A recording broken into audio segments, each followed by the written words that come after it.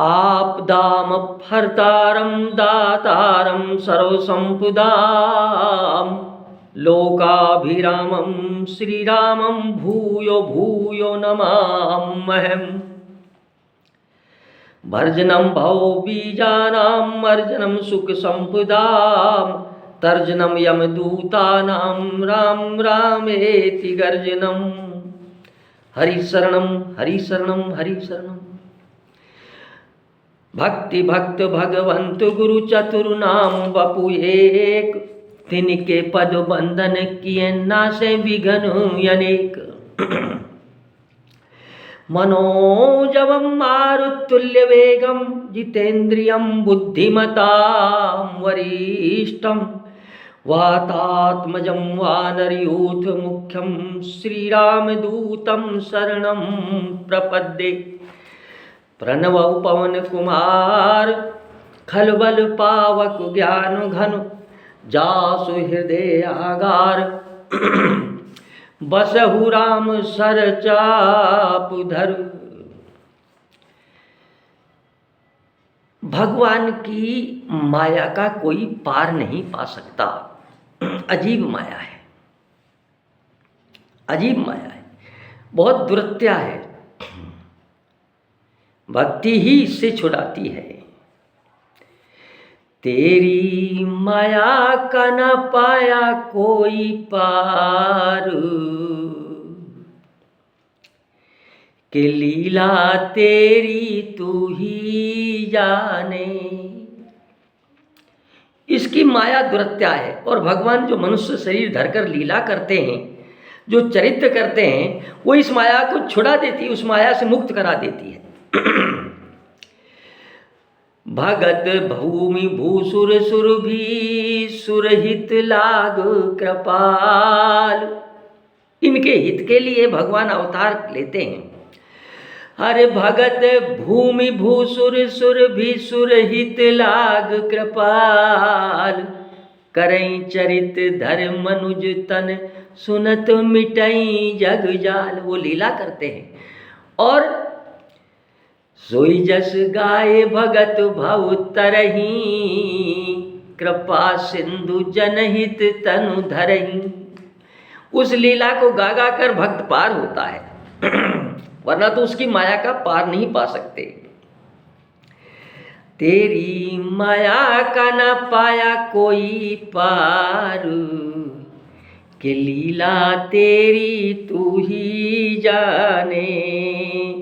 तेरी माया का न पाया कोई पार, कि लीला तेरी तू ही जाने। बड़े बड़े ऋषि मुनि आकर चले गए, लेकिन उन्होंने भी पार नहीं पाया। वेद श्रुतियाँ नैति नैति कहती हैं।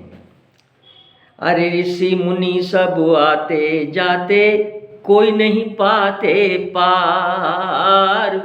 ऋषि मुनि सब आते जाते, कोई नहीं पाते पार। तेरा नाम जो रटते रहते, वो हो जाते भव पार।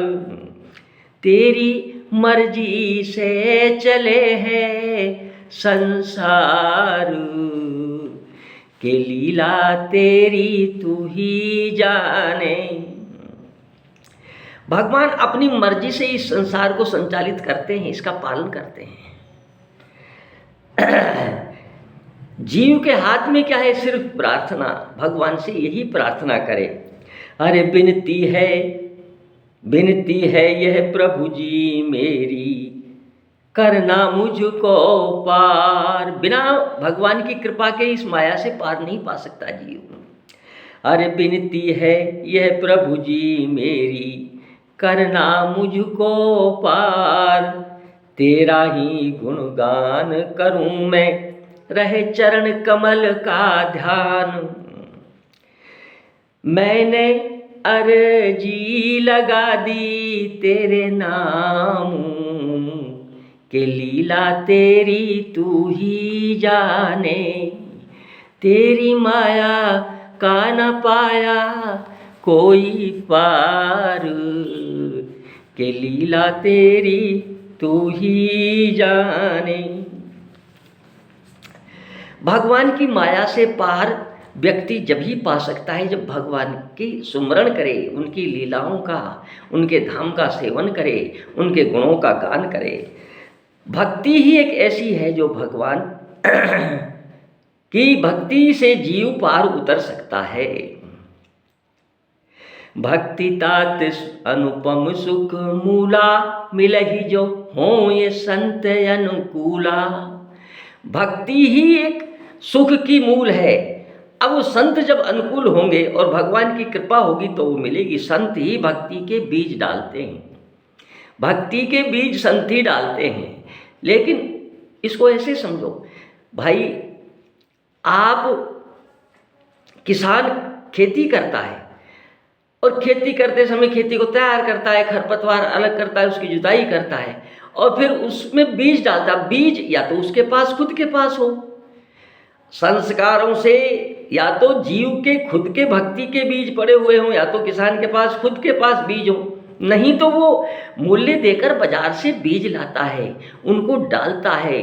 उस संवर्धित जो उसने भूमि तैयार की है, फिर उसकी सिंचाई करता है, फिर उसकी रक्षा करता है और फिर वो पौधा होता है, फिर वो उसको फल देता है।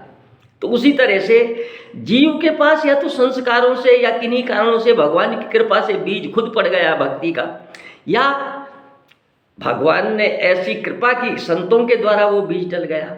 अब संतों के बीज द्वारा कैसे डलेगा कि श्रद्धा और विश्वास।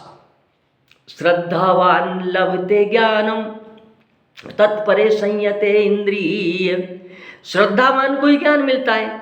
अब किसान तो मूल्य देकर बीज ले आया, लेकिन आप उन संतों को क्या मूल्य दोगे? उनको कुछ चाहा ही नहीं है। उनके तो दो ही मूल्य हैं, श्रद्धा और विश्वास। श्रद्धावान को ही प्राप्ति होती और विश्वास, बिन विश्वास भक्ति नहीं तेहि बिन द्रवही न राम। उन पर श्रद्धा करो, उनकी बात का विश्वास करो। संगति, अच्छे साधु पुरुषों की संगति दुर्लभ है। पुण्य पुंज बिन मिले ही की संता। भगवान की कृपा से और पुण्य से संत मिलते हैं। पुण्य से संत मिल गए लेकिन भगवान की कृपा अधूरी रह गई तो उनका लाभ नहीं उठा पाओगे। इसलिए भगवान की कृपा जरूरी है। पुण्य तो आपने ले लिया, आपने पैसे जुटाकर बीज लिया है, बो दिया, सब काम किया, लेकिन भगवान की कृपा नहीं हुई, भाग्य ने साथ नहीं दिया तो बीज ने फल नहीं दिया, वो बीज खेती हुई ही नहीं। तो पुण्य पुंज से संत मिल गए। पुण्य पुंज बिन मिले ही नहीं कृपा, बिन हरि कृपा मिले नहीं संता। वो भी भगवान की कृपा से मिलते हैं। आप संतों के पास पहुंच गए लेकिन फिर भी भगवान की कृपा नहीं हुई, संतों के वचनों पे आपने ध्यान नहीं दिया, जाकर आ गए और फिर वही आपने चरित्र किए, तो क्या लाभ मिला?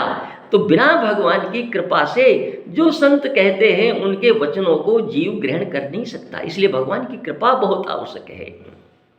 संतों का संग दुर्लभ है, दुर्लभ, संतों का संग दुर्लभ है, अगम्य है। अगम्य क्या है? वो जो कहते हैं, जो नियम बताते हैं, जो बात बताते हैं, जो साधन बताते हैं, जो मंत्र देते हैं, उस पर चलना अगम्य है, बहुत कठिन है।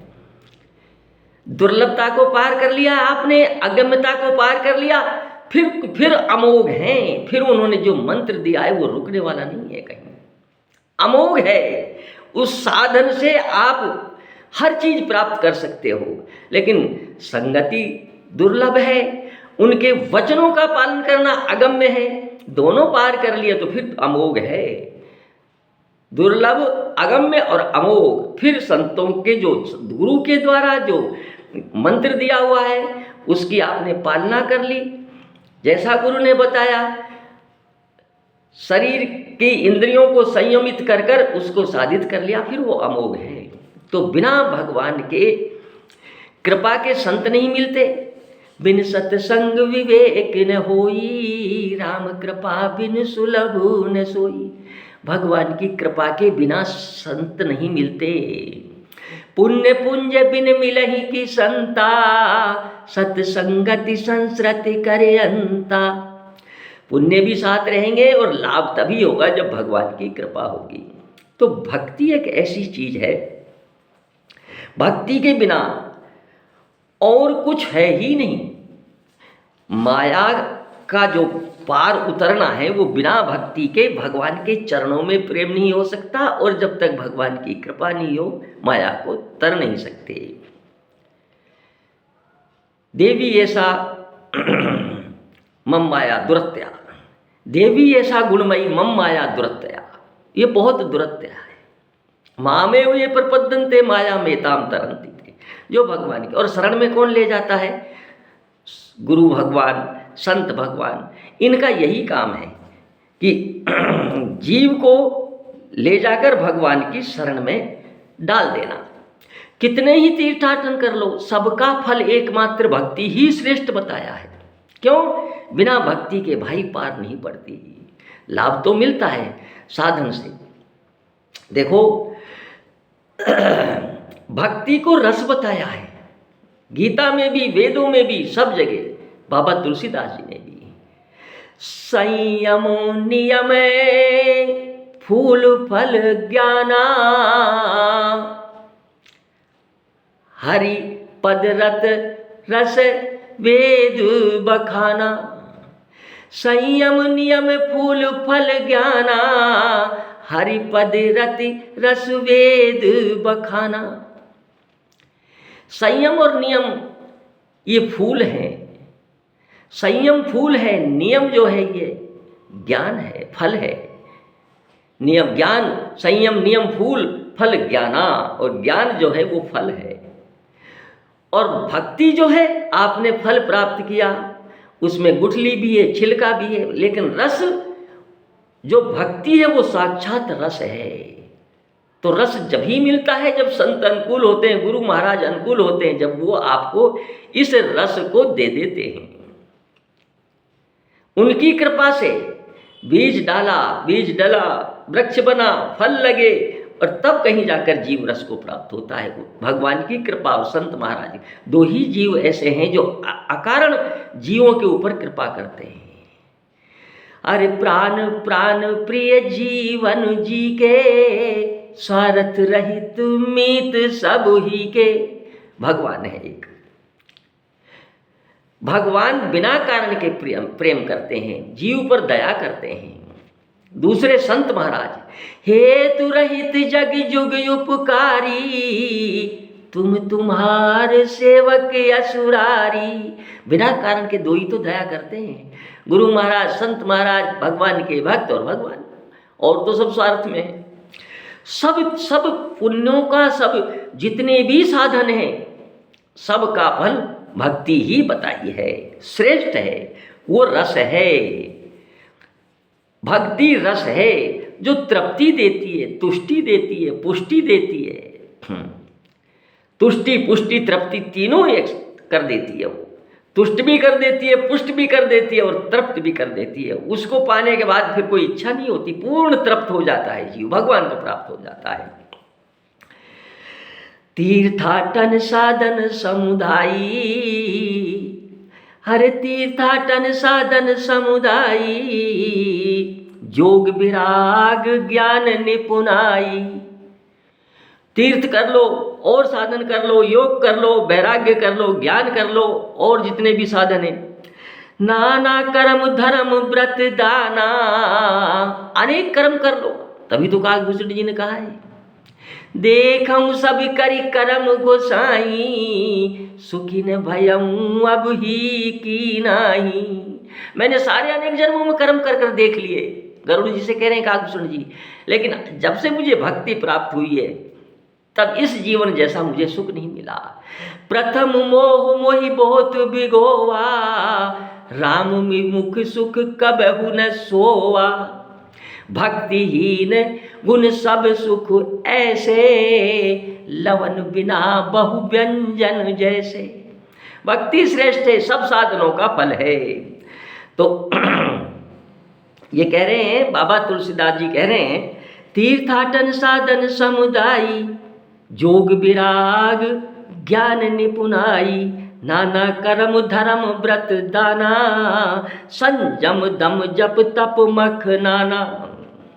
भूत दया गुरु दुज सेवकाई, विद्या विनय विवेक बढ़ाई। जह लगी साधन वेद बखाने, सब कर फल हरि भगति। जह लगी साधन वेद बखानी, सब लगी फल हरि भगति भवानी। उमा जी से कह रहे हैं शिव जी कि इनका सबका फल भक्ति ही है और भक्ति से ही जीव पार होता है, वरना इस माया से तरने की, माया से पार पड़ने की जीव की औकात ही नहीं है। जीव इसको पार कर ही नहीं सकता। भक्ति मणि है, इस मणि को अपने पास, लेकिन मणि कहाँ से मिलती है?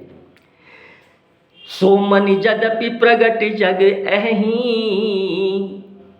इस संसार में ही है, प्रकट है, वो प्रकट रूप में है।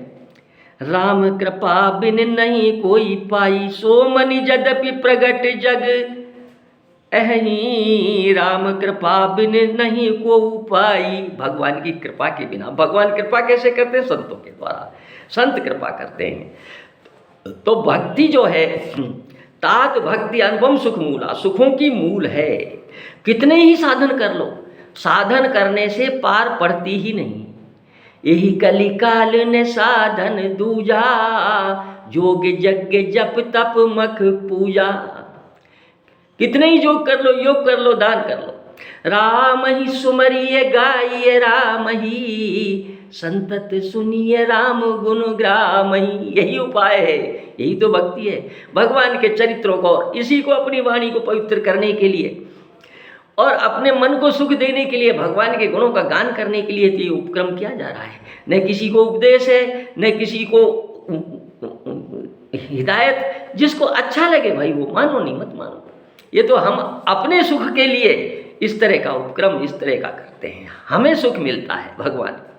तो भक्ति का एक साक्षात प्रारूप आपको लिए चलते हैं। भागवत में एक कथा आती है, यज्ञ पत्नियों पर भगवान ने, कृष्ण ने कृपा की। उनके पति पूरे नियम संयम,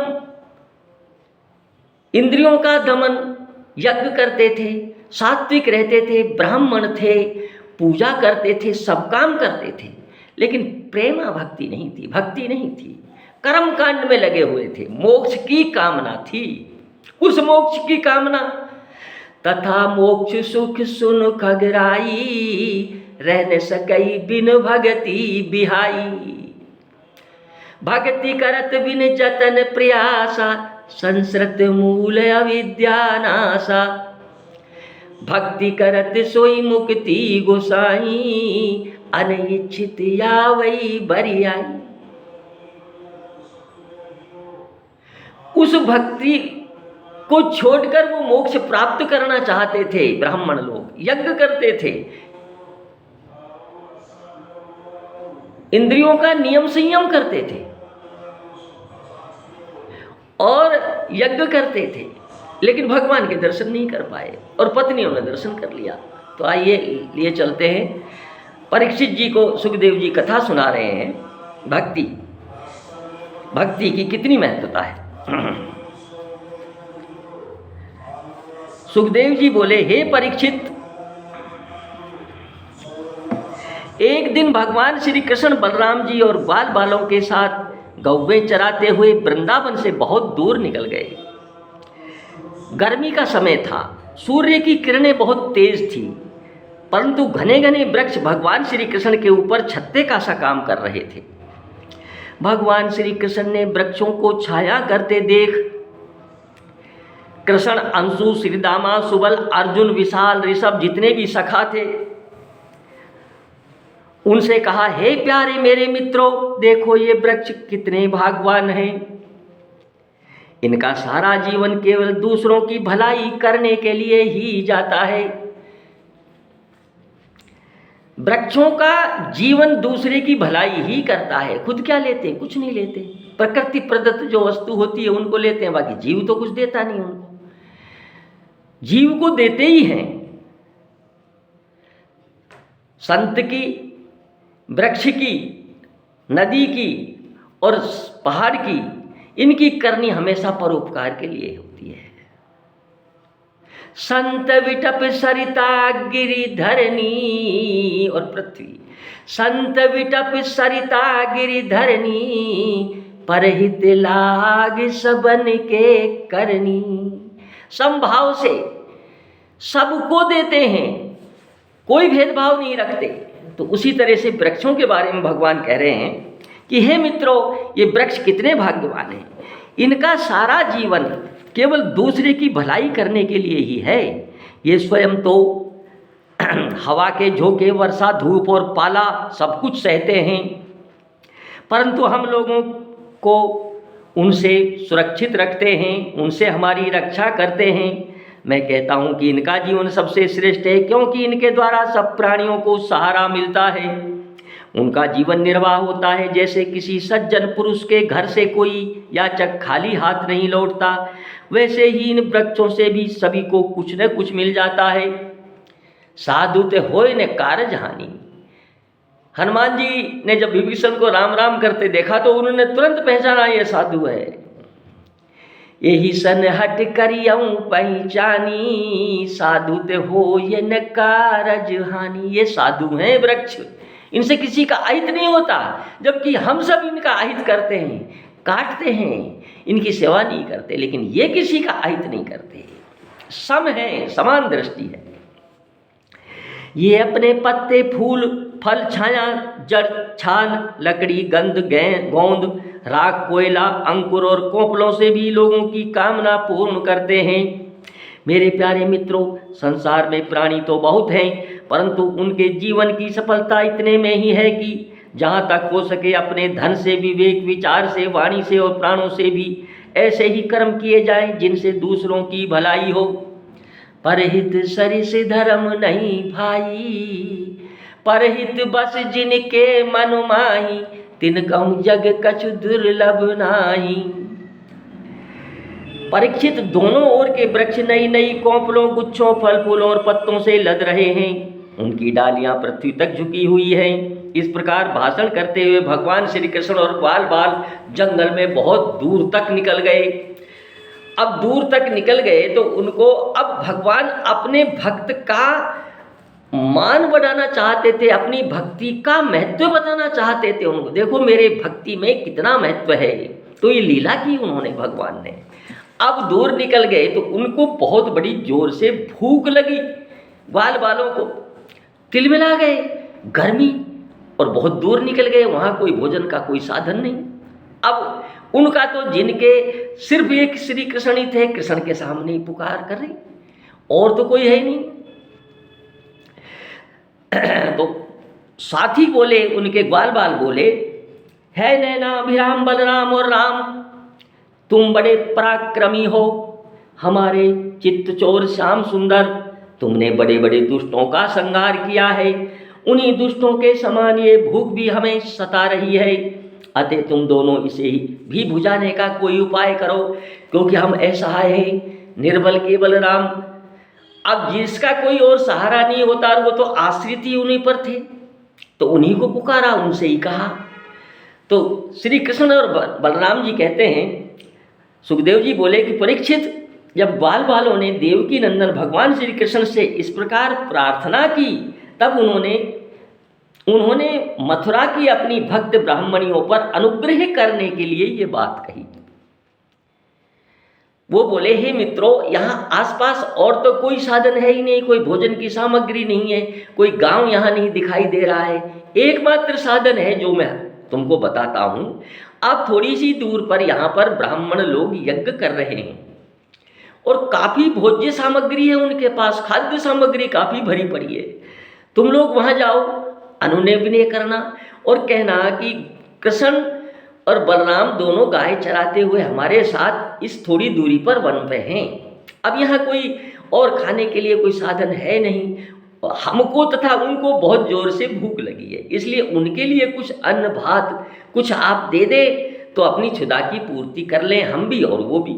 ऐसी प्रार्थना आप जाकर करोगे तो आपको वो दे देंगे, क्योंकि उनके पास कमी नहीं है, यज्ञ कर रहे हैं, अन्न के भंडार हैं उनके पास, घृत है, मिष्ठान है, चावल दाल है, भात है, सब चीज़ है, तो थोड़ा सा दे देंगे, लिया ना, आप भी पाओगे हम भी पाएंगे। और वो पृथ्वी के मूर्तिपान देवता हैं, भूसुर शशि नववृंद, ब्राह्मणों को पृथ्वी का देवता कहा है, भगवान का मुख कहा है, भगवान प्रसादी लेते हैं भगवान के ब्राह्मणों को, इसलिए विप्र को बहुत श्रेष्ठ माना है। कहते हैं उनसे हाथ जोड़कर आप प्रार्थना करना, वे पृथ्वी के मूर्तिमान देवता हैं, आपका कल्याण करेंगे। आपसे निवेदन, उनसे कहना कि हे भगवान आपका कल्याण हो, आपसे निवेदन है कि हम ब्रज के ग्वाले हैं। भगवान श्री कृष्ण और बलराम की आज्ञा से हम आपके पास आए हैं, आप हमारी बात सुने।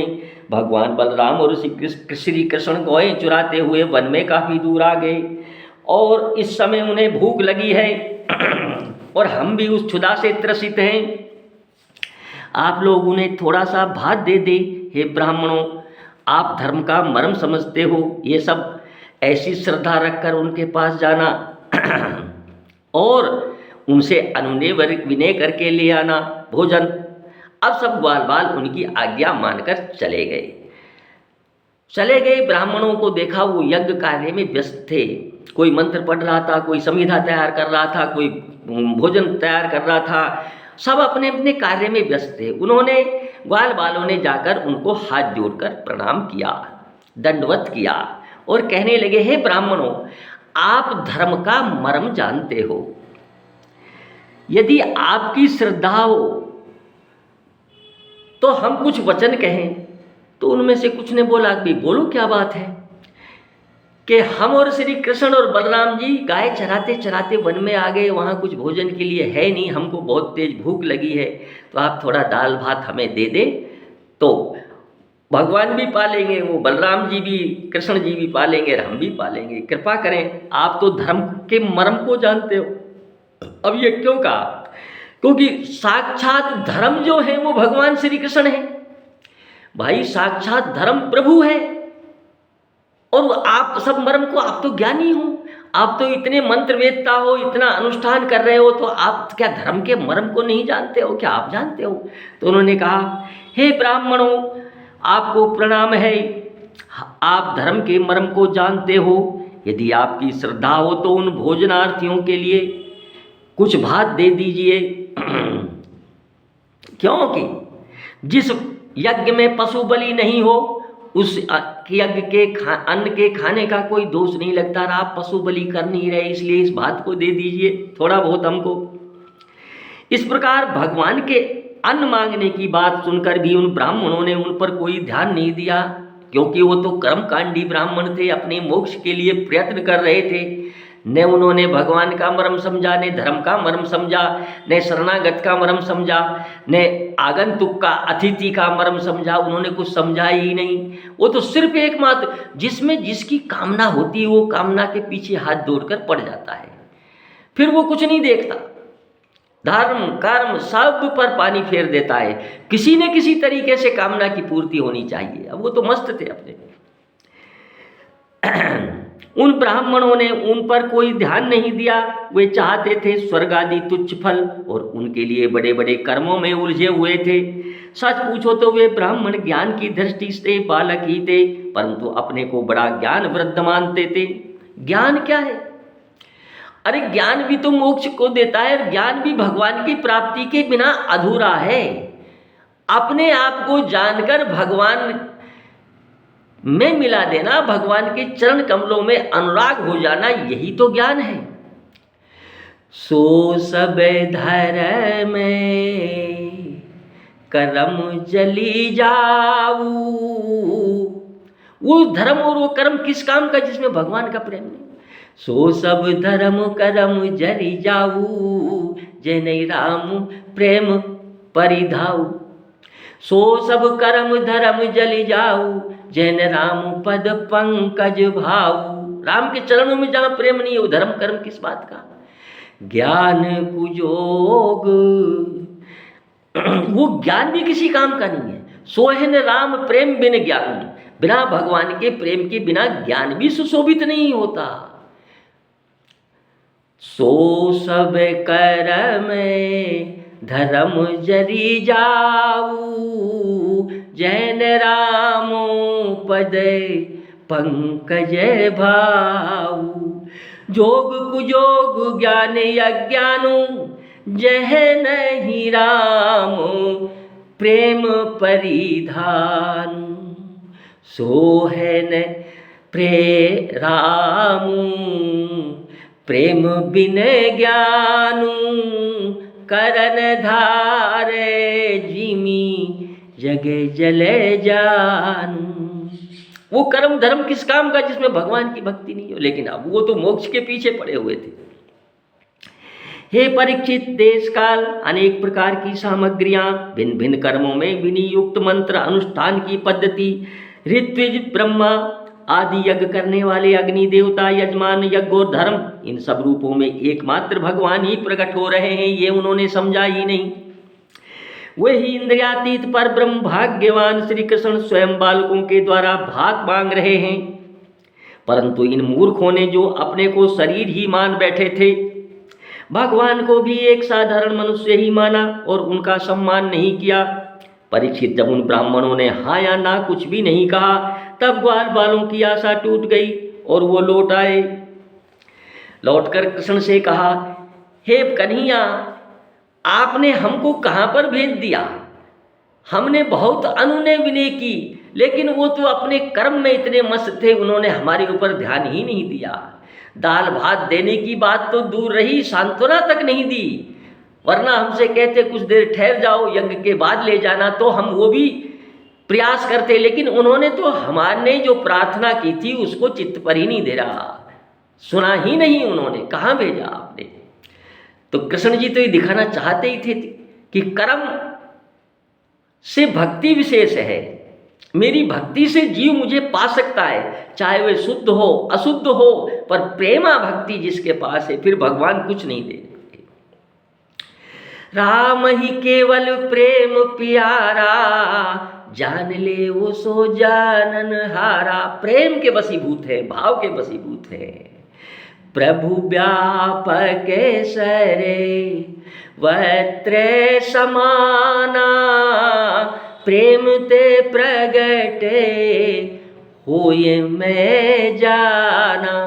शिव जी भगवान कहते हैं, भाई यद्यपि सर्वत्र हैं वो, लेकिन ऐसे प्रकट नहीं होंगे जब तक उसकी क्रिया नहीं, प्रेम रूपी क्रिया नहीं की जाए। जीव जब तक प्रेम नहीं करेगा, निश्चल मन, निर्मल मन, मोई कपट छल छिद्र ने भावा, मन वच कर्म छाड़ी चतुराई, भजत कृपा करिए रघुराई, तुरंत प्रकट हो जाएंगे। मन वचन चतुराई वो नहीं अच्छी लगती उनको, वो सबके अंतर्यामी है, सब भाव को भाव जानते हैं, तो प्रेम से प्रकट होते हैं। तो कृष्ण ने कहा कि कोई बात नहीं, अब आप मैं जैसा कह रहा हूं वो करें। मेरे प्यारे ग्वाल बालों, इस बार तुम लोग उनकी पत्नियों के पास जाओ और उनसे कहो कि राम और श्यामा यहाँ आए हैं, तुम जितना चाहोगे उतना भोजन वे तुम्हें दे देंगी। देखो भगवान को भी विश्वास है भक्त का कि मेरा भक्त मेरी इच्छा के अलावा कुछ करेगा ही नहीं। भगवान ने कहा कि तुम जाओ, चाहोगे जितना दे देंगी वो, तुम जाओ। वे मुझसे बड़ा प्रेम करती हैं, उनका मन सदा सर्वदा मुझ में लगा रहता है, और प्रेमी देना ही जानता है, प्रेमी लेना नहीं जानता। जिन्हें इन्हें चाहिए कबहु कछ तुम सन सहज सनेव, जिनको कुछ चाहिए ही नहीं।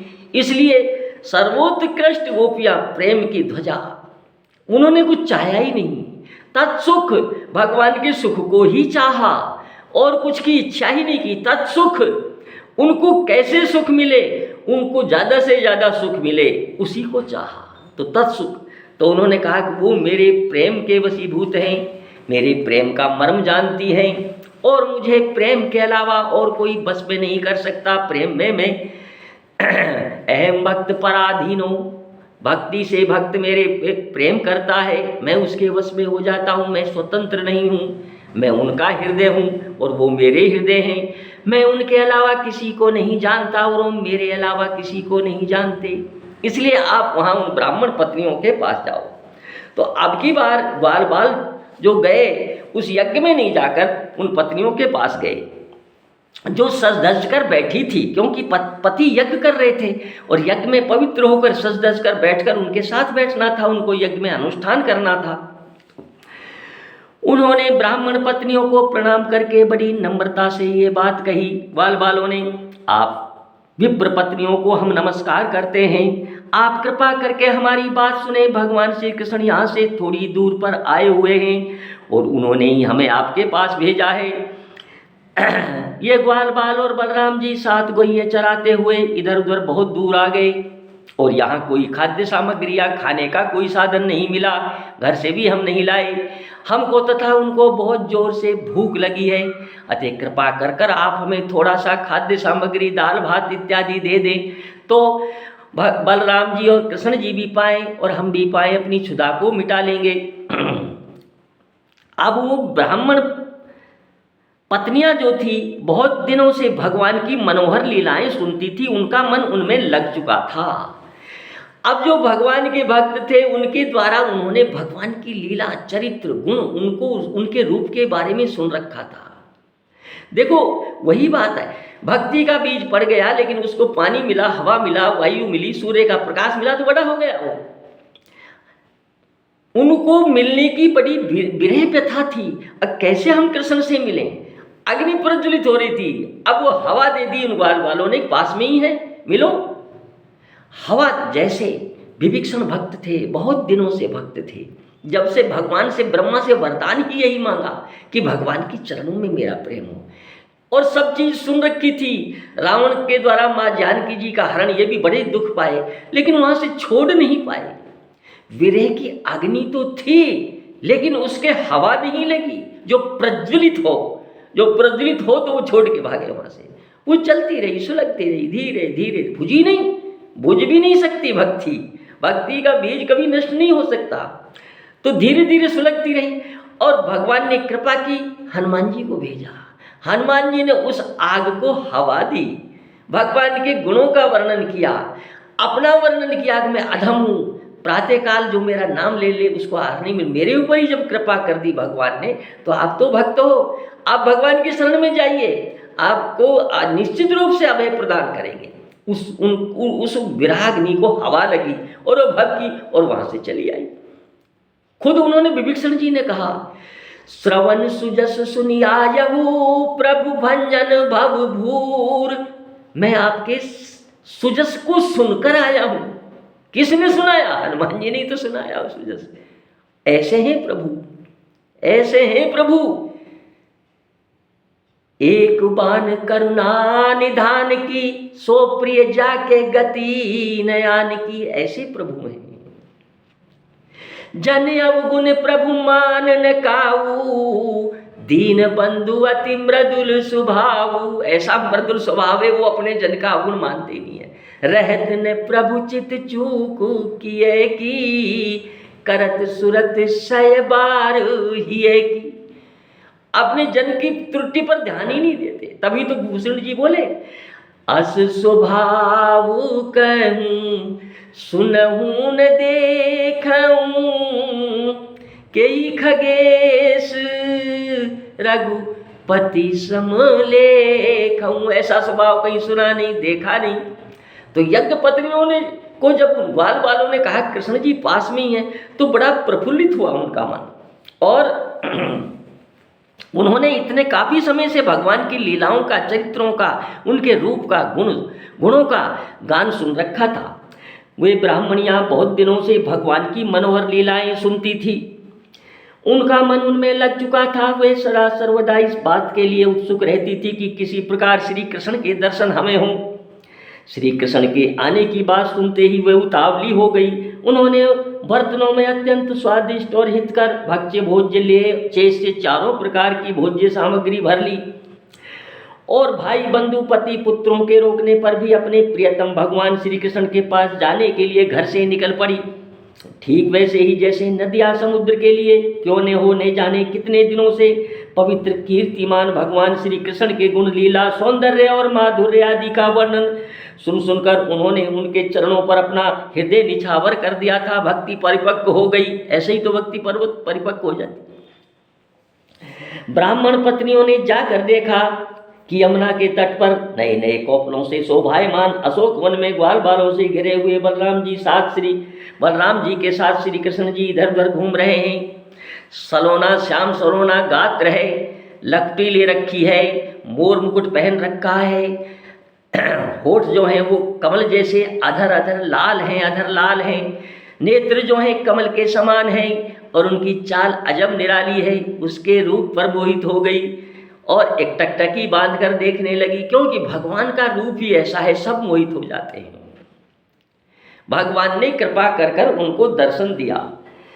गले में वनमाला लटक रही है, मस्तक पर मोर पंख का मुकुट है, अंग अंग में रंगीन धातुओं से चित्रकारी कर रखी है, नए नए कपोलों के गुच्छे शरीर में लगाकर नटका सा वेश बना रखा है। नटी तो है उमादार जोशित की नाई, सबई नचावत राम गोसाई। और इनकी माया नटकृत कपट विकट खगराया, बड़ी विकट है। तो ऐसा उन्होंने रूप देखा। एक हाथ अपने सखा ग्वालों के कंधे पर रखे हुए हैं और दूसरा हाथ से वे कमल का फूल नचा रहे हैं। उनकी सुंदरता को देखकर वो मूर्छित हो गई, यानी स्तब्ध हो गई, खड़ी रही। अब तक अपने प्रियतम श्याम सुंदर के गुण और लीलाएं अपने कानों से सुन सुनकर उन्होंने अपने मन को उन्हीं के प्रेम में रंग में डाल रखा था, उसमें सरोबार कर लिया। अब नेत्रों के मार्ग से उन्हें भीतर ले जाकर बहुत देर तक वे मन ही मन उनका आलिंगन करती रही, बेसुध हो गई। और इस प्रकार उन्होंने अपने हृदय की जलन शांत की। ठीक वैसे ही जैसे जागृत और स्वप्न अवस्थाओं की वृत्तियां यह मैं मेरा इस भाव से जलती रहती हैं, परंतु सुषुप्ति अवस्था में उसके अभिमानी प्रज्ञा को पाकर उसी में लीन हो जाती हैं और उनकी सारी जलन मिट जाती है। संसार छूट गया, भगवान को नेत्रों में बसाया, हृदय में उतारा, संसार छूट गया। अब संसार छूट गया तो सब क्लेश से उसे मुक्ति पा गई, स्तब्ध हो गई और सारी जलन, सारी तपन, सारा विरह मिट गया, तृप्त हो गया। जीव तृप्त ही जब ही होता है, बिना अपने अंशी को पाए जीव तृप्त हो ही नहीं सकता, क्योंकि और कहीं जीव को तृप्ति की कोई सामग्री है ही नहीं। प्रिय परीक्षित, भगवान सबके हृदय की बात जानते हैं, सबकी बुद्धियों के साक्षी हैं। उन्होंने जब देखा कि ये ब्राह्मण पत्नियां अपने भाई बंधु और पति पुत्रों के रोकने पर भी सगे संबंधियों और विषयों की आशा छोड़कर केवल मेरे दर्शन की लालसा से ही मेरे पास आई है, तब उन्होंने उनसे कहा। उस समय उनके मुखारबिंद पर हास्य की तरंगें अटखेलियां खेल रही थी कृष्ण जी के मुख पर। भगवान ने कहा, भाग्यवती देवियों, तुम्हारा स्वागत है, आओ बैठो, कहो हम तुम्हारा क्या स्वागत करें। तुम लोग हमारे दर्शन की इच्छा से यहाँ आई हो। अंतर्यामी है भगवान, तो सब जानते हैं। ये तुम्हारे जैसे प्रेम पूर्ण हृदय वालों के योग्य ही है। इसमें संदेह नहीं कि संसार में अपनी सच्ची भलाई को समझने वाले जितने भी बुद्धिमान पुरुष हैं, वे अपने प्रियतम के समान ही मुझसे प्रेम करते हैं, और ऐसा प्रेम करते हैं जिसमें किसी प्रकार की कामना नहीं रहती। निष्काम प्रेम करते हैं, जिसमें किसी प्रकार का व्यवधान, अव्याहता, कोई व्यवधान, निरंतर चिंतन करते हैं। संकोच, छिपाव, दुविधा या द्वैत नहीं होता। प्राण, बुद्धि, मन, शरीर, स्वजन, स्त्री, पुत्र और धन आदि संसार की सभी वस्तुएं जिनके लिए और जिसकी सन्निधि से प्रिय लगती हैं, उस आत्मा से, परमात्मा से, मुझ श्री कृष्ण से बढ़कर और कौन प्यारा हो सकता है। आत्मा ईश्वर का अंश है और इसी के नाते जीव भ्रम में पड़ा हुआ है कि जीव अपने संबंधियों से प्रेम करता है। परोक्ष रूप से तो जीव उस आत्मा से ही प्यार करता है। विचार किया जाए, चिंतन किया जाए, सोचा जाए तो जिस शरीर से आत्मा निकल गई तो क्या संबंधी ऐसा ही प्यार उनसे करते हैं क्या? करेंगे क्या? नहीं। जब तक वो चैतन्य स्वरूप आत्मा जो भगवान का अंश है इस शरीर में रहती है, तब तक ही हम प्यार करते हैं, हमें प्रिय लगते हैं। और उस आत्मा के निकल जाने पर उस पार्थिव शरीर से घृणा करने लगते हैं, उसको जला देते हैं, उसको बहा देते हैं, प्रवाहित कर देते हैं। उससे कोई प्रेम नहीं, उस तत्व से ही प्रेम है। लेकिन वो भ्रमवश, माया के पर्दावश, योग माया का पर्दा पड़ा हुआ है, माया का पर्दा पड़ा हुआ है, उस आत्मा को पहचान नहीं पाते। मैं मेरे के चक्कर में जीव फंस जाता है, अहमता को पाल लेता है, उस देह से ममता, आसक्ति पाल लेता है प्रकृति की चीज़ों से, तो वो भ्रम छा जाता है जीव को। भ्रमवश वो कुछ समझ ही नहीं पाता। वस्तु स्थिति में तो उस चेतन तत्व से ही तो प्यार होता है। चेतन तत्व निकलने के बाद कैसा भी संबंध हो, कैसा भी निजी व्यक्ति हो, क्या आप उसी तरह से उसको प्यार करेंगे? नहीं, उस चेतन तत्व से ही प्यार था। लेकिन वो परोक्ष है, वो जीव समझ नहीं पाता कि सब में प्रभु है, सब में चेतन तत्व एक है, और प्यार इससे ही करते हैं। लेकिन हमने माया के वशीभूत होकर मैं मेरा का संबंध बना रखा है, ये मेरा पिता है, ये मेरा भाई है, ये मेरी स्त्री है। तो आगे फिर कहते हैं भगवान, ब्राह्मण पत्नियों से इस प्रकार भगवान बोले कि उस आत्मा से, परमात्मा से, मुझ श्री कृष्ण से बढ़कर और कौन प्यारा हो सकता है, इसलिए तुम्हारा आना उचित है। मैं तुम्हारे प्रेम का अभिनंदन करता हूँ, स्वागत करता हूँ, परंतु अब तुम लोग मेरा दर्शन कर चुकी, अब अपनी यज्ञशाला में लौट जाओ। तुम्हारे पति ब्राह्मण ग्रस्त हैं, वे तुम्हारे साथ मिलकर ही अपना यज्ञ पूर्ण कर लेंगे। जिस कामना को लेकर आप आई थी, आपकी कामना पूरी हो गई। अब आप लौट जाएं अपने पत्नियों के पास, अपने संबंधियों के पास, क्योंकि वो यज्ञ कर रहे हैं और आपके बिना यज्ञ अधूरा है। तो ब्राह्मण पत्नियों ने फिर भगवान से कहा कि हे अंतर्यामी श्याम सुंदर, आपकी ये बात निष्ठुरता से पूर्ण है कि हमसे आप कह रहे हैं कि आप लौट जाओ। आपको ऐसी बात नहीं कहनी चाहिए। श्रुतियाँ कहती हैं कि जो एक बार भगवान को प्राप्त हो जाता है, उसे फिर संसार में नहीं लौटना पड़ता। मम दर्शन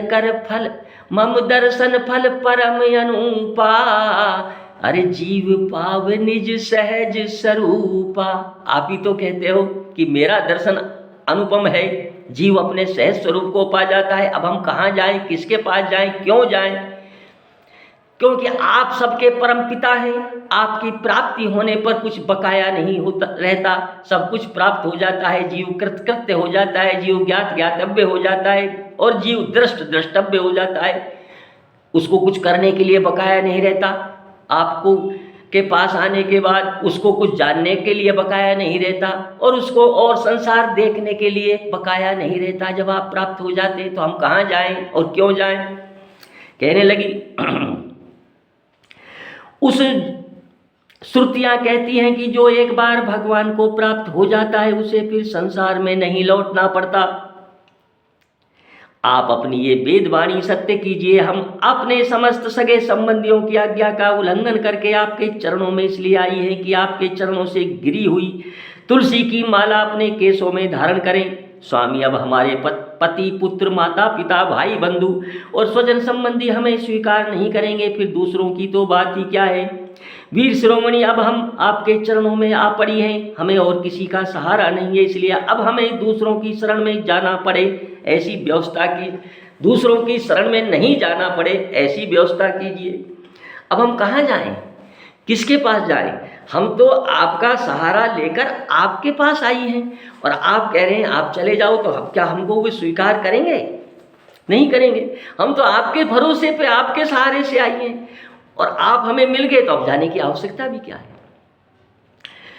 हम तो तेरे सहारे हैं मोहन, हम तो तेरे भरोसे हैं भगवन। हम तो छोड़ आए उनको।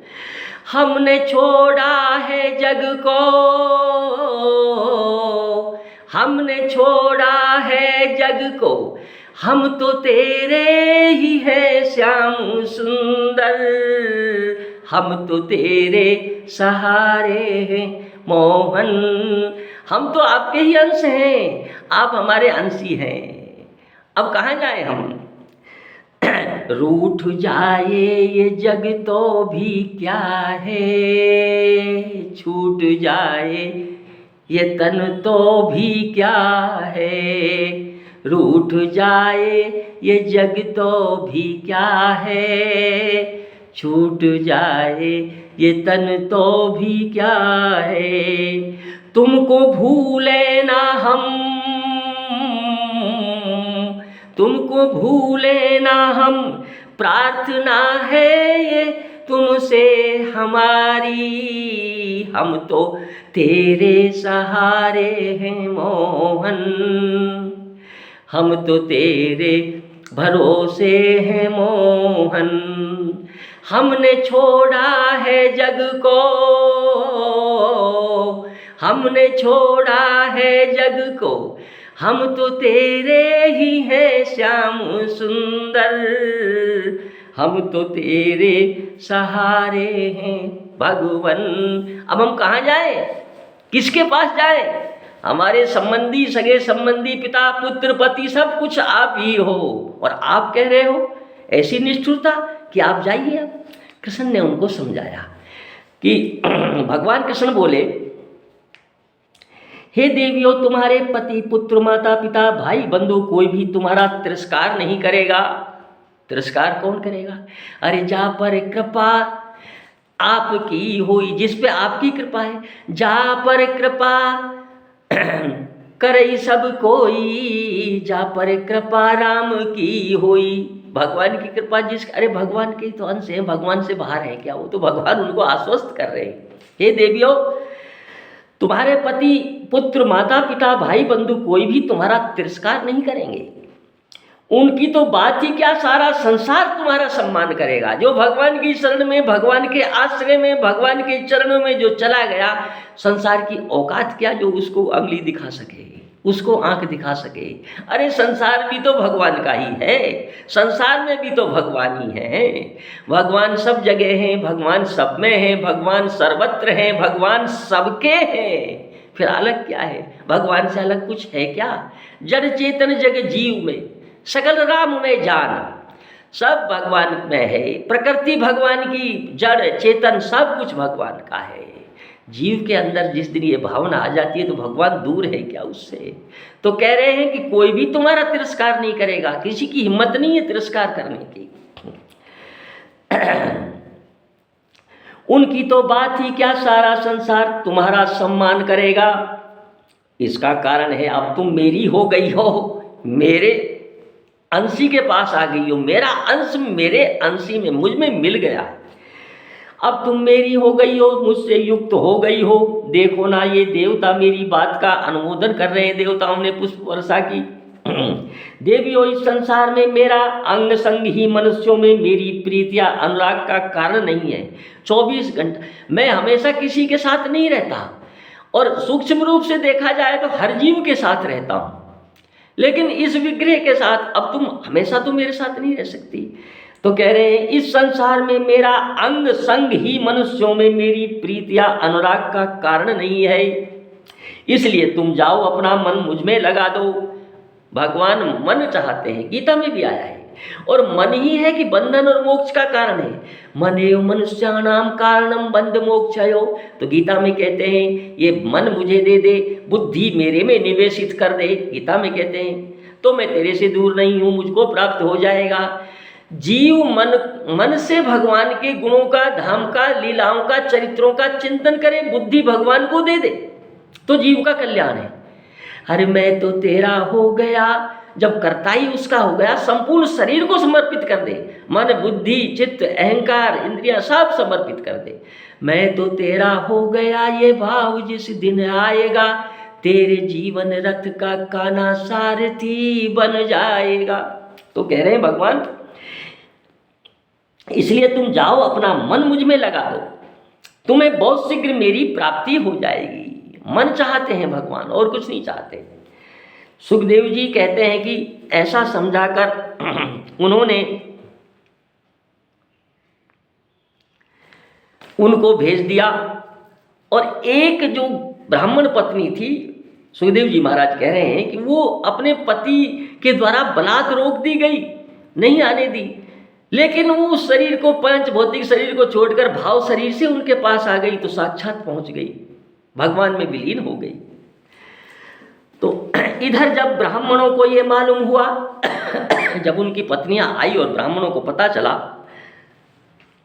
कि श्री कृष्ण तो स्वयं भगवान हैं, अब उनको ज्ञान हुआ, तब उन्हें बड़ा पछतावा हुआ। वे सोचने लगे, जगदीश्वर भगवान श्री कृष्ण और बलराम की आज्ञा का उल्लंघन करके हमने बड़ा भारी अपराध किया है।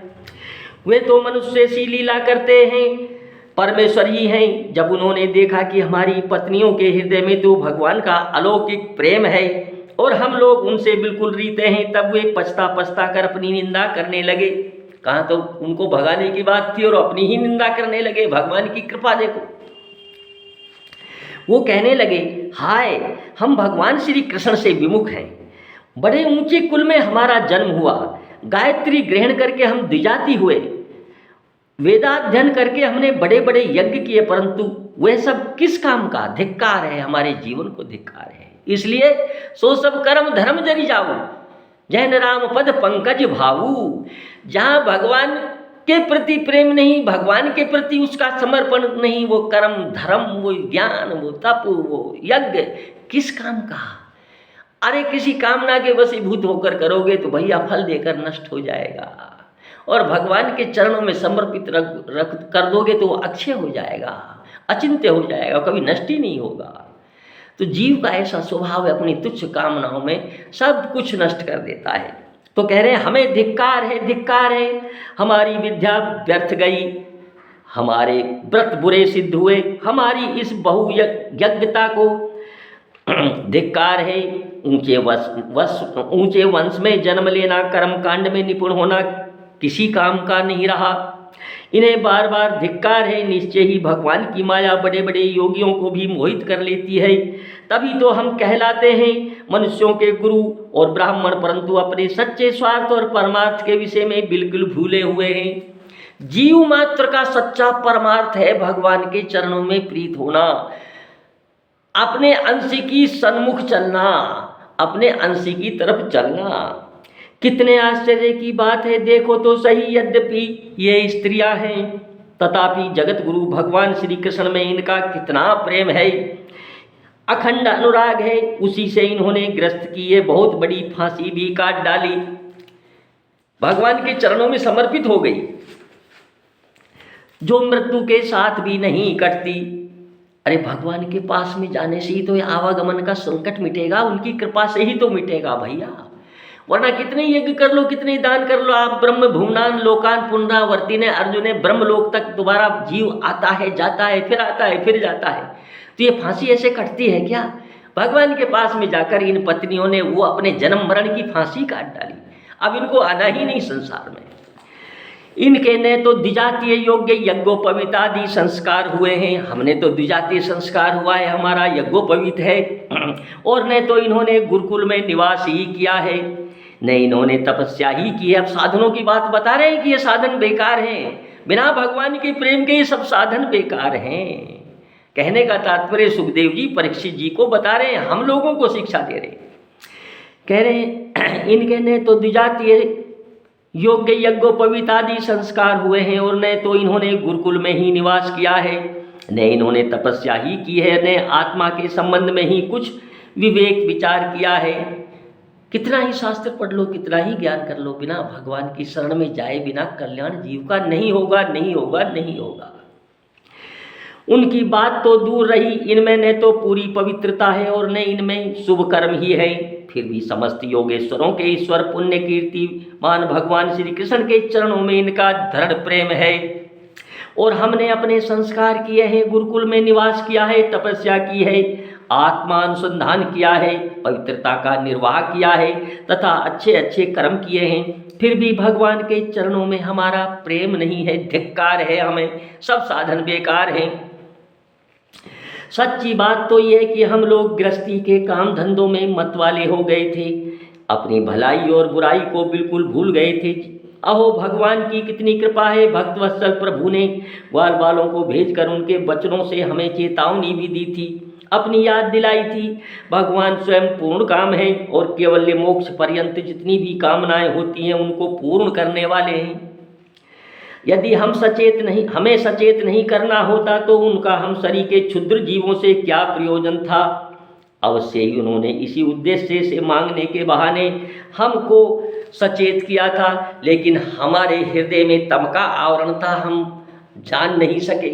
क्या भगवान को भूख सता सकती है क्या भगवान भूख को शांत नहीं कर सकते क्या? उन्होंने हमको चेताया था लेकिन हम नहीं चेते, हमें धिक्कार है। हमारे ऊंचे कुल के जन्म लेने के लिए भी धिक्कार है। हमारे जितने भी हमने पवित्र कर्म किए क्या काम आए, बहुत पश्चाताप हुआ, लेकिन फिर भी कंस के भय से उनके दर्शनों के लिए जा नहीं सके, नहीं जा पाए, क्योंकि भय था। भय का मतलब भय भी मिट जाता, लेकिन इतनी उत्कंठा, इतनी विरह उनसे मिलने, भगवान से मिलने की नहीं थी। वो तो मोक्ष के पीछे पड़े हुए थे। तो यहाँ भगवान ने ये बताया कि जितने भी साधन कर लो, सारे साधन अधूरे हैं। जीव का कष्ट बिना भगवान की शरण जाए मिट ही नहीं सकता। इसलिए जप तप मख, तीर्थाटन करना, यज्ञ करना, दान देना, दया करना, आगम निगम पुराण पढ़ना, जप तप नियम योग निज धर्मा, श्रुति संभव नाना शुभ कर्मा, ज्ञान दया तप तीरथ मज्जन, जय लगी धर्म कहे श्रुति सज्जन। जितने भी धर्म कहे, आगम निगम पुराण अनेका, पढ़े सुने कर फल सब एका, तव पद पंकज प्रीत निरंतर, सब साधन कर फल ये सुंदर। सब साधनों का फल ये सुंदर है। तो क्या साधन नहीं, साधन तो करने चाहिए। क्यों? लेकिन उन साधनों के करने पर जो कामना जो है ना, मुझे ये मिल जाए, मुझे वो मिल जाए, वो कामना सब तुच्छ है। कर देंगे तीर्थ महाराज, कर देंगे दया मख यज्ञ, जैसी आपकी क्रिया होगी ऐसा फल मिलता है, लेकिन वो कर्म फल देकर नष्ट हो जाते हैं। निष्काम भाव से भगवान के चरणों में प्रीत के लिए जो कर्म किए जाते हैं और भगवान को जो कर्म समर्पण कर दिए जाते हैं, सुकृत जो सत्कर्म है, वो अच्छे हो जाते हैं, उनका नाश नहीं होता। भगवान सब मनोरथों को पूर्ण करते हैं। भगवान तो ऐसे हैं कि अपने दुश्मन को भी अपना धाम दे देते हैं, अपने दुश्मन को भी अपना धाम दे देते हैं। भगवान तो ऐसे हैं, भगवान अपने दुश्मन को भी अपना धाम देते हैं। तुलसीदास जी ऐसे ही कहते हैं, मुनि मन, अरे मुनि मन अगम सुगम माई बाप सो। जो मुनियों के लिए भी अगम है, जाने नहीं जा सकते। वेद और शास्त्र सब उनको अगम में कहते हैं, नेति नीति कहते हैं। अरे मुनि मन अगम सुगम माई बाप सो, कृपा सिंधु सहज सखा सने ही आप सो। वो इतने सहज हैं। और रीजे बस होत खीजे देत निज धाम रे, अरे रीजे बस होत खीजे देत निज धाम रे, फलत सकल फल काम तरु नाम रे। प्रसन्न होने पर अपने आप को दे देते हैं और खींचने पर रावण को, कंस को, शिशुपाल को, इनको सबको अपना धाम दे दिया खींचने पर। ऐसे दयालु हैं। इसलिए बिना भगवान के चरणों में प्रेम हुए बिना जीव का कल्याण नहीं हो सकता। तरहिन बिन से ये मम स्वामी, राम नमामि नमामि, सुख अज शिव सनकादिक नारद, जे मुनि ब्रह्म विचार विशारद, सब कर मत खग नायक एहा, करी है राम पद पंकज नेहा। जय जय सीताराम, जय जय सीताराम।